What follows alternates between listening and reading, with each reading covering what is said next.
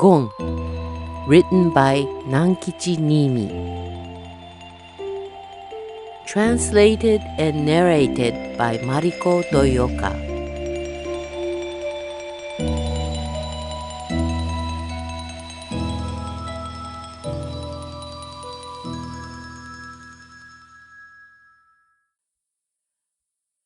This is a story I heard when I was a child from Grandpa Mohe, an old man in the village where I grew up.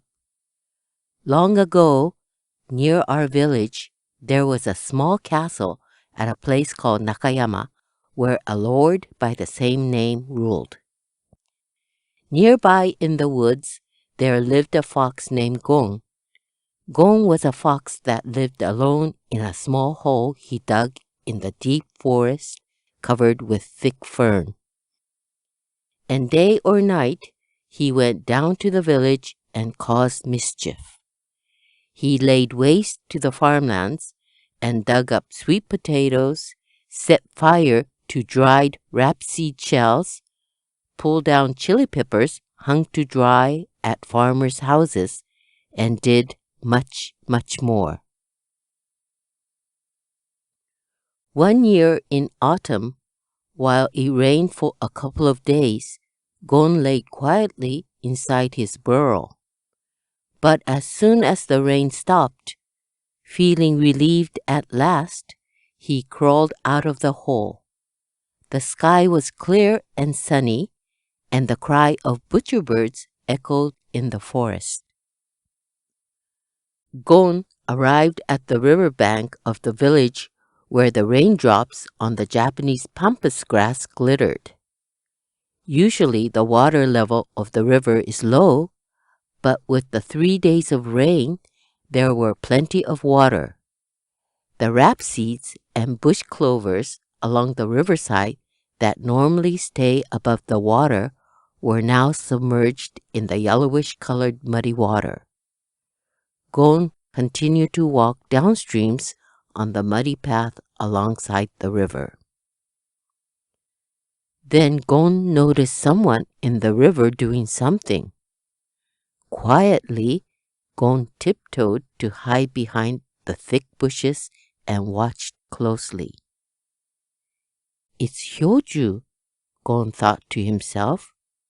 Hyoju had his ragged black kimono tucked up to his waist and was shaking the fishing net called harikiri in the river. A towel was wrapped around his forehead, and a bush clover leaf that looked like a big black mole was stuck to his cheek. A while later, Hyoju lifted the bag attached to the end of the net out of the water. Inside it, there were grass roots, leaves, and rotten wood chips, but there was something else that was white and shining in the bag. It was eel and fish bellies. Hyoju threw them into the creel, tied the opening of the bag tightly, and placed it back in the river. Hyoju then grabbed the creel out of the water and placed it on the riverbank and started to walk upstream to look for something. After Hyoju was out of sight, Gon jumped out of the bushes and ran toward the creel. He was feeling mischievous. He took the fish out of the creel and started to throw them back into the river, further downstream from where the fishing net was placed. With the splashing sound, all the fish quickly disappeared into the muddy water. When all the fish were released, Gon tried to grab the fat eel, but because of its size and the slimy body, it kept slipping out of Gon's grip. After struggling, Gon stuck his head inside the creel and grasped the eel's head with his teeth. The eel let out a squeak and wrapped his body around Gon's neck. At that instant, Gon heard Hyoju yelling out, "You thieving fox!" Gon jumped up startled and tried to run off, but because the eel kept a firm grip, he hopped sideways and tried to flee as fast as he could with the eel still coiled around his neck. Below a big tree on the riverbank near his burrow, Gon stopped to look behind to see if Hyoju was still chasing him, but he didn't see anyone. Relieved, Gon crushed the head of the eel with his strong jaws and finally freed himself. He then left the eel on a leaf outside his burrow.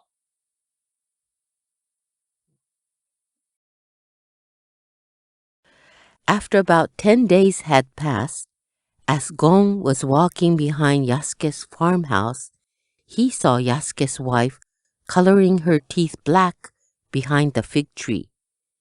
And when Gon was passing through the backyard of Jinbei, the blacksmith's house, he saw his wife combing her hair. There must be something going on in the village, Gon thought. I wonder what it is. An autumn festival?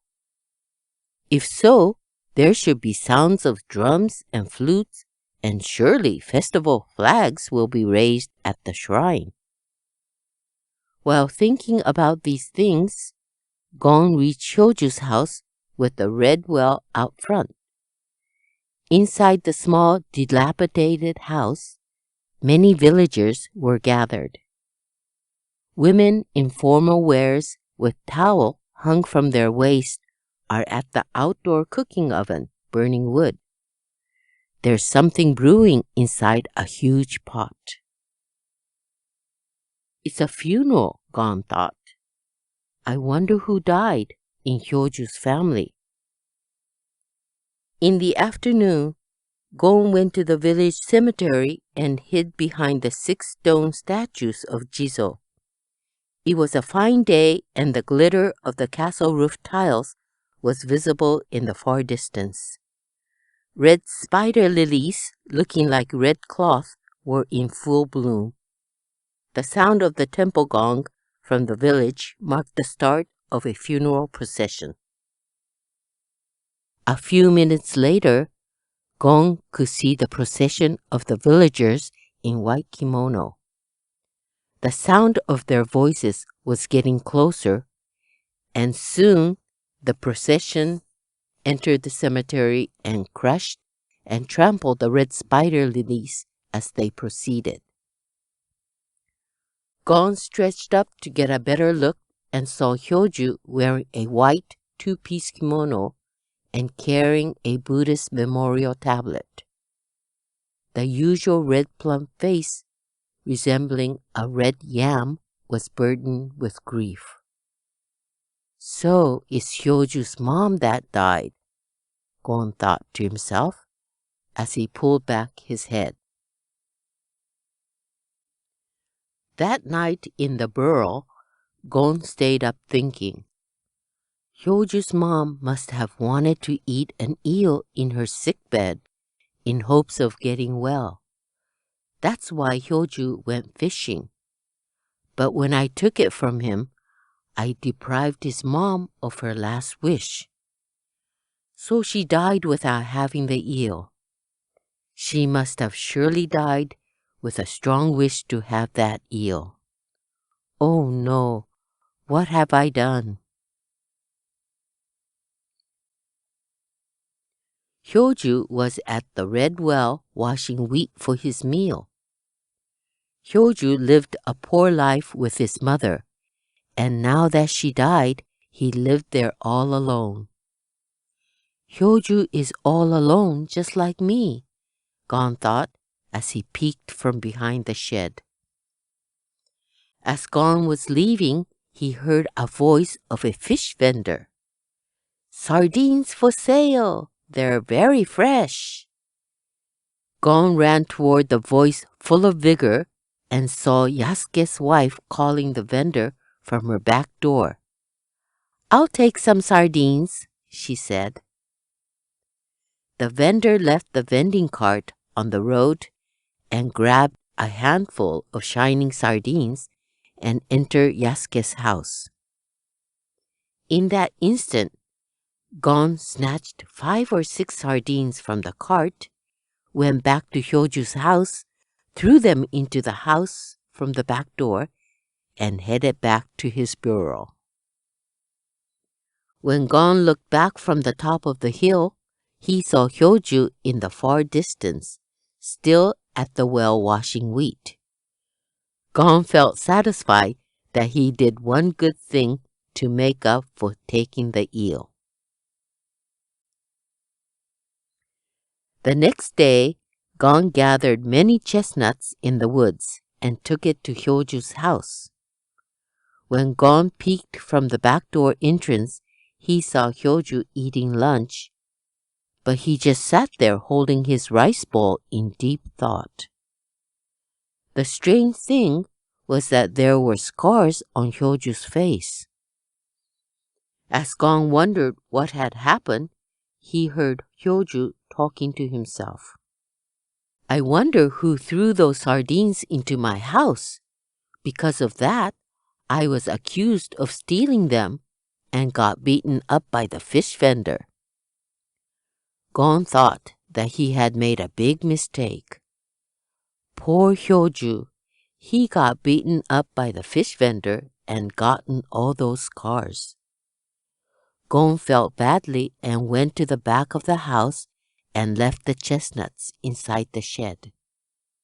The next day and the day after, Gon gathered chestnuts and took them to Hyoju's house. On the 3rd day, Gon took some mushrooms along with the chestnuts.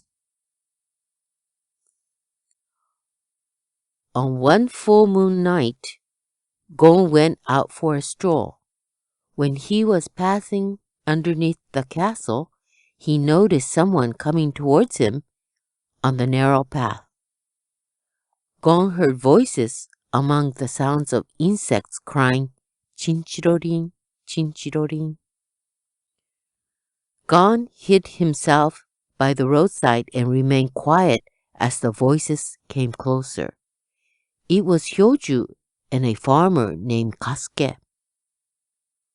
"Oh, by the way, Kasuke," said Hyoju. "What is it?" "There's a very strange thing happening to me lately." "And what's that?" "Ever since Mom died, I don't know who, but someone has been bringing me chestnuts and mushrooms every day." "Who would do that?" "I don't know. They're just left there." Gon followed the 2 men. "You're kidding me, aren't you? If you don't believe me, just come by tomorrow and I'll show them to you." "That's really strange." Afterwards, the 2 men continued to walk without speaking a word. Then Kasuke looked back suddenly. He startled Gon and he froze on the spot. Kasuke didn't notice Gon and continued to walk on. When the 2 of them reached the house of another farmer named Kichibe, they went inside. A rhythmical sound of someone striking a wooden gong came from inside the house. A silhouette of a large bald head projected on the paper screen door.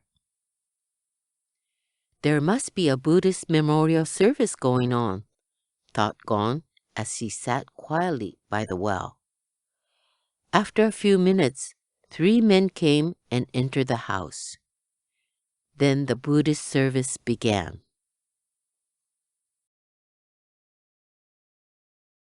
Gon waited next to the well until the service was over. Hyoju and Kisuke came out together, and Gon, wanting to hear more about what they were talking about earlier, followed closely behind them, stepping quietly on Hyoju's shadow.